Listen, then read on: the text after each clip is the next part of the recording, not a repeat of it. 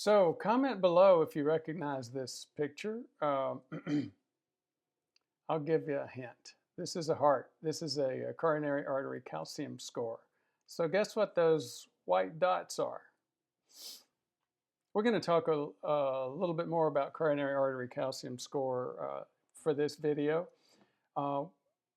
There's a lot of topics we're going to cover. One is a movie called The Widowmaker. If you haven't seen it, you should. And if you have someone who may have some risk for heart attack and stroke, and they haven't seen it, have them take a look. This was funded by a thin, athletic Irish businessman who was very wealthy, who ran 4 or 5 times a week, and then found out that he had significant plaque, calcified plaque, by getting a coronary artery calcium score. I've commented several times, I don't use the coronary artery calcium score as much as I do the CIMT, because the literature behind following sequentially is not as good as it is for CIMT, but it's there. In fact, speaking of which, a lot of this conversation came up when John published his article on decreasing his coronary artery calcium scores. This is it, by the way. This is the image that he used, and you saw that he had a 59% decrease after his massive changes in lifestyle. That generated a lot of discussion, a lot of attention. One of them was whether or not radiation was an issue.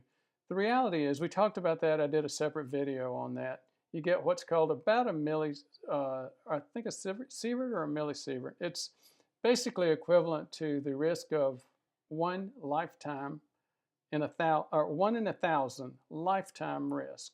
When you consider, and that's for the older technology about 10 years ago, when you consider the fact that untreated plaque is more like a 40 to 80% 10-year risk. Again, the risk for coronary artery calcium score radiation is not, to me, significant. It would be if you decided you wanted to do it on 30-year-olds all the time, which could be done by CIMT, but nobody's going to be doing repetitive coronary calcium scores on 30-year-olds. We're also going to talk a little bit more about there's some very interesting stories within this, besides the ones I've just mentioned. Another story is this article. This is the definitive first statement by the American Heart Association. It was a scientific statement on cardiovascular imaging using calcium scan. One of the things that's very interesting about, and that's the full text. If we get time in this video, I'll go back and cover some of the key points in it. Another side story has to do with the fellow that developed the best scoring for the coronary artery calcium test. You may recognize the name, Arthur Agatston, cardiologist that again developed the Agatston score. Also wrote the book on the South Beach diet. Interestingly enough, if you go back and you look at the original American Heart Association article, this one, you'll see a thing about embargoes. Joe Lascalzo was the editor of Circulation magazine in 2004. A lot of information had been developed and research had been developed regarding coronary artery calcium score. The American Heart Association commissioned a group led by Matthew Budoff to come up with the scientific statement. Lascalzo, who was then the editor,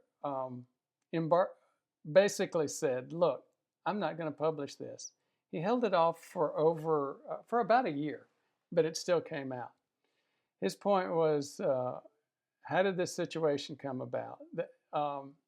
He said, look, there have been too much information coming out about this article before we published it. These reports have led to an unfortunate level of speculation by the public and the medical community, principally because the statement of imminent support is simply incorrect. No, his statement of lack of support was incorrect, and sure enough, the article did come out a year later.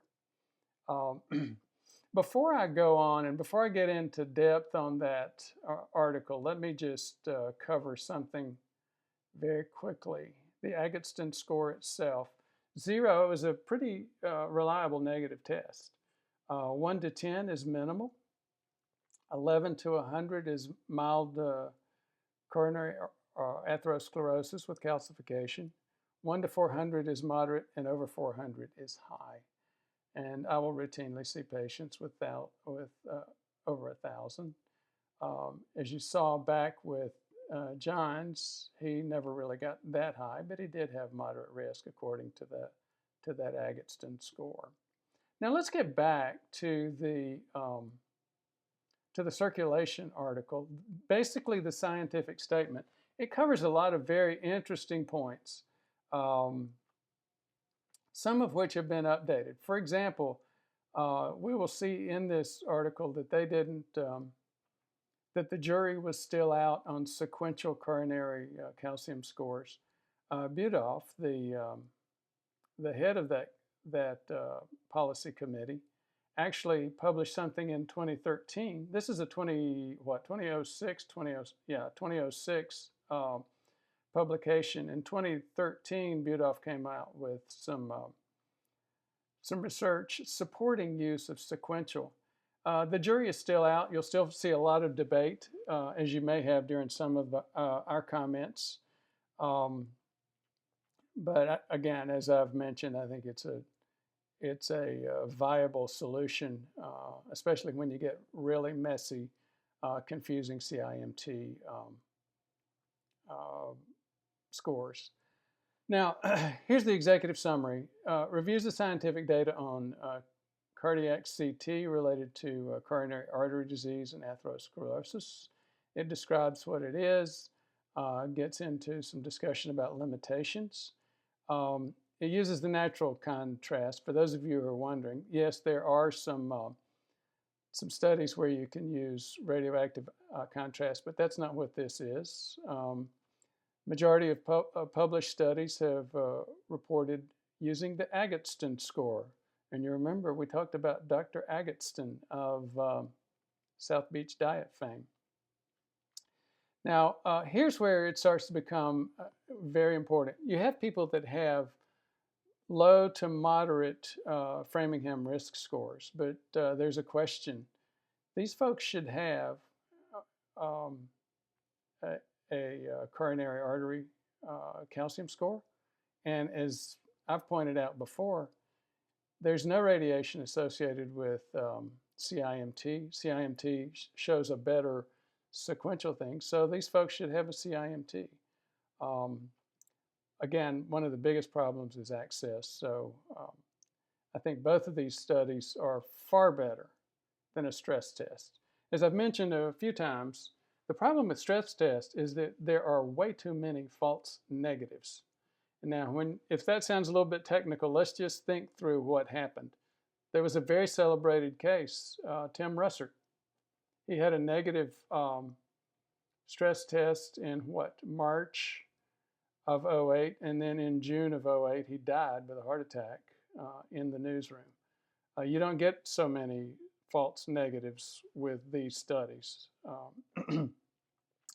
Now back to the cardiac CT article, the American Heart Association position on it. They strongly recommend using a low-dose technique. They go in to talk about, again, radiation associated with it, which, again, I've said is minimal compared to the risk associated with having plaque in your coronary arteries. Use of coronary artery calcium score in symptomatic patients has already been shown. that wasn't really a part of their policy decisions.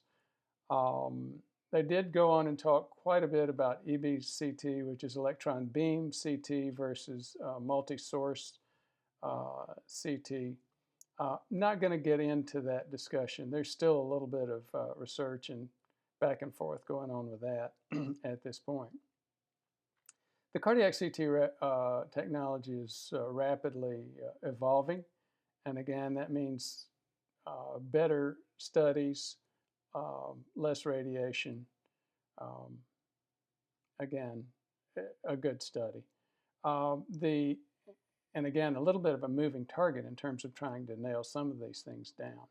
But no question, better than a stress test for predicting risk and disease. The American Heart Association had done 2 prior statements on coronary artery calcium screening, one in '96 and another one in 2000. So this was not the first, and again, there's been a ton of research going on around this. One of the key things, again, another key thing for me is if you go back to in terms of comparison between CIMT and coronary artery calcium score, besides the radiation, besides some of the problems with with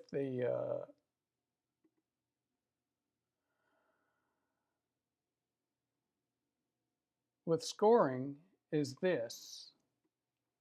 As you can see, you've got very broad ranges here. 0, 1 to 10, 11 to 100, 100 to 400, and then above 400. And it's really difficult to get clarity between the risks at those levels. You go back to CT and, CIMT. CIMT gives you a much better clarity regarding sequential studies. Now, I say that, and one of the things we presented was that CIMT technology is changing as well. Todd had doubled the sensitivity of his test between John Lorscheider's most recent test and the test before that, indicating a potential doubling in plaque burden. Again, as you get deeper into interpreting it, that was not the case. But you see this with both of these studies. There is no study out there that's perfect. You see the same kind of things with glucose tolerance tests, oral glucose tolerance test versus Hayashi formula versus Kraft insulin survey. All have their own problems and challenges. And John's already done a good video on showing some of the challenges in terms of continuous glucose monitoring and finger stick mechanisms, blood strips. So again, if going through all of these details on these screening tests gives you the heebie-jeebies, welcome to my world. I'm not that afraid of it. I just understand. I've studied. Part of what epidemiologists do in medicine is study the pros and the cons of tests. And if you have questions for me regarding those, please just put them down in the comments section on the video. Also, again, I've gone into things like predictive value of a positive, predictive power of a test, things like that, on other tests such as screening for colorectal cancer. Back to the American Heart Association position on coronary calcium. Again, they've already said long before 2006, it's good for symptomatic patients. It helps classify. The big thing was 2.2 here on the mid right-hand side of the screen. That was the big focus, and as you'll see, they've got over a page of discussion about it. That's where it really does help. Now let's get to an example. we dealt with a whole lot of maybe cold hard facts, except for the stories in the beginning. But let's talk about patient examples, and it's worth reading this one. Potential risk stratification, whether calcium or other tests, first requires calculation of the Framingham risk. For example, a 45-year-old man with a total cholesterol of 225, an HDL of 45, and systolic blood pressure of 140 has a 10-year risk of 4% if he is not a smoker. Again, that's talking about Framingham. If the same individual has a systolic blood pressure of 160, his 10-year risk is still only 5%, at least by the data that we have. And I think most of us would say, no, the latter individual with a blood pressure of 160 has higher risk. In this study, Greenland did a study similar to this. Greenland and Associates demonstrated the futility of calcium scanning when the Framingham risk is less than 10%. Again, that's not a disadvantage that you see with the CIMT. Now, modifying this case, though, illustrates how non-invasive testing could influence patient treatment, and does on a regular basis in an intermediate risk patient. Consider that patient 5 years later. He's 50 years old now, with blood pressure of 140 over 85, total cholesterol of 220, HDL of 145. His risk is now intermediate with about a 10% risk by Framingham. A positive coronary calcium of greater than 169, the physician would be able to say, look, now he's got at least a 20% risk. So at that point, what do? There's a lot of statin haters out there that will say, no, don't use statins, that's where you're going. The statin haters and the statin lovers can have their debate. I do use them. I use very low amounts, not driven by LDL, but driven more by cardiovascular inflammation, which you'll see. But here's one thing that you don't see in these studies, because it wasn't there in the Science at 2006 lifestyle. It has been shown that individuals with CIMT and with coronary artery calcium scores that indicate risk, they have a far better uptake of doing what they need to do in terms of improving their lifestyle, dropping the weight they need to drop, improving their diet, exercising, doing the things they need to do. So at the end of the day, these two studies are very good. And again, neither one of them has the false negative rate that you see with stress tests. So bottom line, I would recommend either one of them. I recommend CIMT if you can get access to a good provider. I'm actually having some discussions with Todd and a couple of friends that have done this before, looking at the potential of providing CIMT at different cities in the country. Now, back to this, to the coronary calcium discussion, and maybe hopefully just put a bow on it. Here's the thing.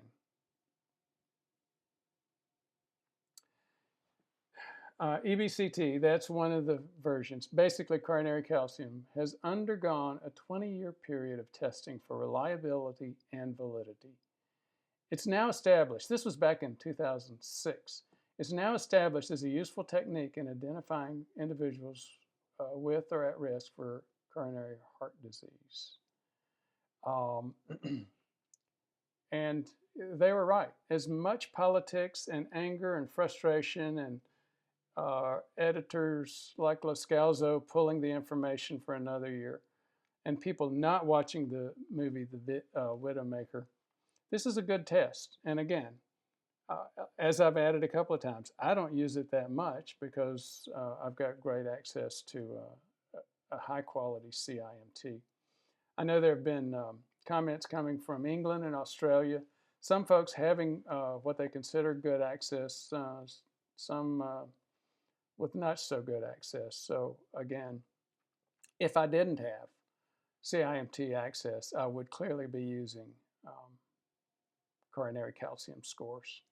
I have covered a lot of waterfront here, a lot of details, and I hope it hasn't been too confusing. I hope some of it's been entertaining, especially when you go back and connect some dots like this one and John's dots about what he did. And please go watch that video and recommend it to others. Thanks for your interest.